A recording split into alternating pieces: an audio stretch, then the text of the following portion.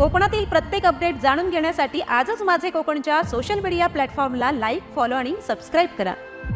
महाडमध्ये मुंबई गोवा महामार्गावर रस्त्यालगत घाणीचे साम्राज्य असल्याचे स्थानिक ग्रामस्थांनी अनेक वेळा तक्रारी दाखल केल्या होत्या। महामार्गाचे अधिकारी कानाडोळा करत असताना डॉक्टर बाबासाहेब आंबेडकर कॉलेजच्या समोर मुंबई गोवा महामार्गावरती विद्यार्थ्यांसाठी ये-जा करण्यासाठी पादचारी पूल प्रशासनाकडून बांधण्यात आला आहे। याच पुलाचा वापर विद्यार्थ्यांसह स्थानिक नागरिक करत आहेत। संध्याकाळच्या सुमारास तळीराम या पादचारी पुलाचा वापर मद्यप्राशनासाठी करतात। या पुलावर दारूच्या बाटल्यांचा खच पडलेला दिसत आहे। तसेच इतर वस्तू वापरून टाकून दिल्याचे आपल्याला दिसून येईल। महत्त्वाचे म्हणजे या गोष्टीकडे लक्ष जाऊ नये म्हणून महिला वर्गाला आपला जीव धोक्यात घेऊन महामार्गाचा रस्ता ओलांडावा लागत आहे।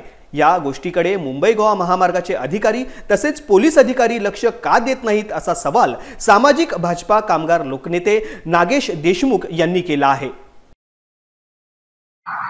आपलीचे लोकांची तर मला त्या दिवशी एक मुलगा भेटला की देशमुख वरती काय ते प्रकार चालू आहे, थोडं लक्ष टाका। पण ठीक आहे, मी 2 दिवस आलो, बघितलं, चौकशी केली, तर सर्वे केला मी। आज मी स्वतः इथं येऊन चौकशी केलेली आहे। तर अक्षरशः दारूच्या बाटल्या, बिअरच्या बाटल्या, देशी दारूच्या बाटल्या, तर मी महाड तालुक्याचे जे अधिकारी आहेत ते काय करतायत, त्यांना हे कसं काय कळत नाही? तुमचं लक्ष कुठे आहे? जर उद्या इथं मोठी घटना झाली, या गोष्टी जबाबदार कोण?